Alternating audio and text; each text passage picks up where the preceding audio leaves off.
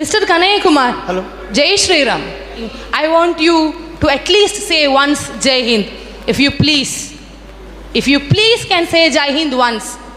देखिए, एक तो आपने जय श्री राम कहा है, लेकिन हमारे यहाँ लोग सीताराम बोलते हैं। हाँ।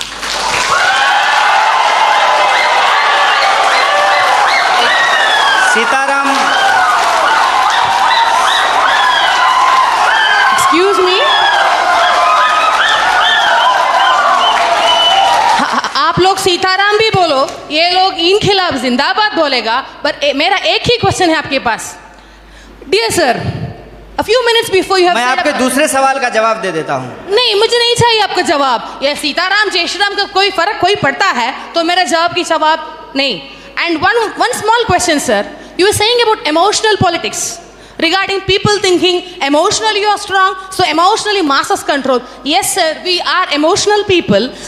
Why don't you stand for one nation? Why don't you stand for one student power? Why don't you represent one? Why don't you represent one India? Why don't you represent one unity? आपका जो सवाल है कि आप एक का समर्थन क्यों नहीं करते हैं, देखिए बात यह है कि मेरी पैदाइश ही दो लोगों के मिलने से हुई है। मेरे माँ बाप की शादी नहीं होती तो हम पैदा नहीं होते। मेरे माँ और बाप दो लोगों की शादी हुई और ऑब्वियसली शादी होने के बाद जो वो किए होंगे उसके चलते हम पैदा हुए हैं, तो उसमें दो लोग मिले हैं। रही बात कि वन नेशन का क्यों नहीं सपोर्ट करते हैं, तो नेशन तो वन ही है, भारत एक है, इसमें कोई डाउट नहीं है। लेकिन इस एक भारत को रिप्रेजेंट करने वाला जो एक संविधान है उसमें 300 से ज़्यादा आर्टिकल हैं, मोर देन 300 आर्टिकल्स हैं उस एक कॉन्स्टिट्यूशन में। और जो आप कह रहे हैं कि वन नेशन, उस वन नेशन को रिप्रेजेंट करने के लिए जो एक पार्लियामेंट है उसमें भी दो सदन हैं, लोकसभा और राज्यसभा, और उसमें से जो चुन करके लोग जाते हैं उसमें भी कोई एक लोग नहीं जाते हैं, उसमें 545 मेंबर्स जाकर के पहुंचते हैं। तो हमारा जो वननेस है वो वननेस एक्चुअली डाइवर्सिटी को रिप्रेजेंट करता है, उसमें डाइवर्सिटी है। और आपने जो सवाल पूछा जय श्री राम, जय श्री राम आप बोलिए, ये आपकी आज़ादी है, आप जय श्री राम बोलिए, जय हनुमान बोलिए, आपको जो बोलना है बोलिए, क्योंकि इस बात को बोलने की इजाज़त हमको हमारा संविधान देता है। इसीलिए मैं आपसे ये आग्रह करूँगा कि आप कभी कभी उस संविधान की भी जय बोलिए जो आपको बोलने की आज़ादी देता है। और रही बात मेरी, तो मैं आपको बता दूं, मेरा तो जन्म ही मिथिला में हुआ है।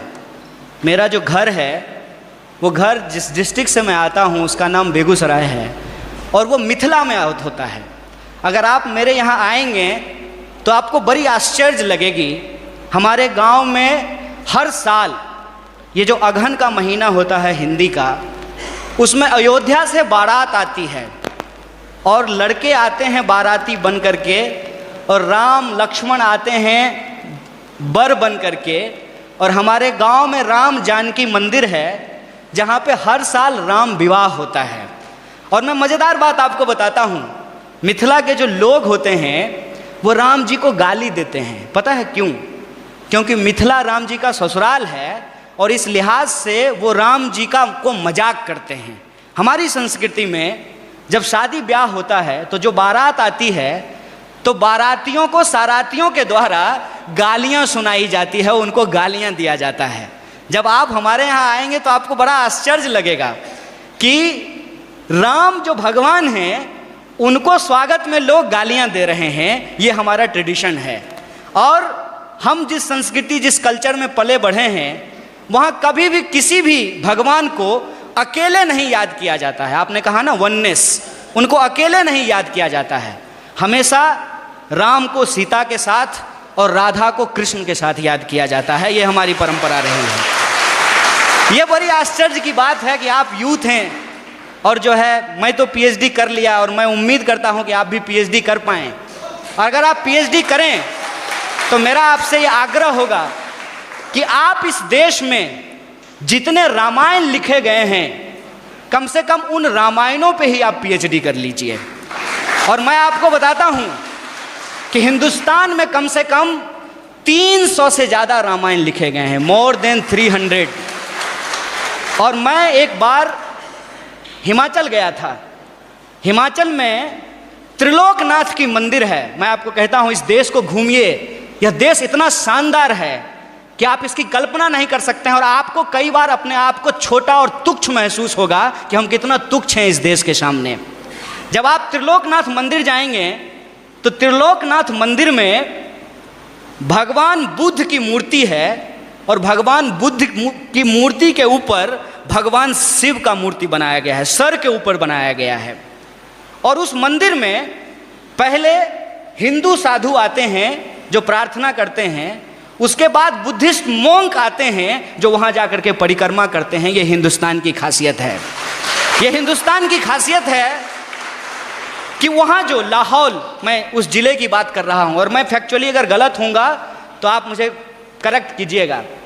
लाहौल ज़िले में जहाँ ये मंदिर है, वहाँ की जो भाषा है लाहौली, वहाँ का जो रामायण है जो लाहौली भाषा में लिखी गई है, उस रामायण में सीता का अपहरण रावण नहीं करते हैं, बल्कि रावण सीता के पिताजी हैं। उस रामायण के हिसाब से सीता एक्चुअली रावण की बेटी है लाहौली रामायण के हिसाब से, और राम ने प्रेम विवाह करके सीता से शादी कर ली, इसलिए रावण और राम का युद्ध होता है। ये हिंदुस्तान की खासियत है। देखिए, आई डोंट नो कि आपको किसने और क्यों दिमाग में इन चीज़ों को डाला है, लेकिन मैं आपको कहता हूँ कि इस देश में जो लोग पैदा हुए हैं उनके लिए इससे ज़्यादा गौरव की बात नहीं हो सकती है। अगर आप हिमाचल जाएंगे तो आपको महसूस होगा कि आप स्विट्ज़रलैंड में हैं, और अगर आप मैंगलोर और गोवा के बीच पे सोएंगे तो आपको लगेगा जैसे मियामी के बीच पे लेटे हुए हैं। अगर आप इस देश के मैदानों में घूमेंगे तो आपको लगेगा कि ये अमेरिका के उस ग्रीन मैदान से भी ज़्यादा बड़ा मैदान है। अगर आप दक्षिण के पठारों में घूमेंगे तो इसकी अपनी एक खास बात है। अगर आप छोटा नागपुर के पठारों में घूमेंगे तो वह खनिज संसाधनों से भरा हुआ है। मैं आपसे यही कहना चाहता हूँ, आपका देश आपका है, जैसे आपकी माँ आपकी है, और आप अपनी माँ से यदि प्यार करते हैं तो ये आपका निजी मामला है। लेकिन जब आप रोड पे चल रहे हों, कोई आए कोई भी रंग का झंडा लेकर के और कोई भी नारा लगा करके, चाहे वो इनकलाब जिंदाबाद बोले या जय श्री राम बोले, वो नारा लगा करके, वो झंडा दिखा करके आपसे कहे कि तुम अपनी माँ से प्यार करते हो, जरा करके दिखाओ, तो आपका क्या जवाब होगा? यह देश हमारा है, इस देश से हम प्यार करते हैं, और हमारे लिए इस बात को याद कीजिएगा, हमारे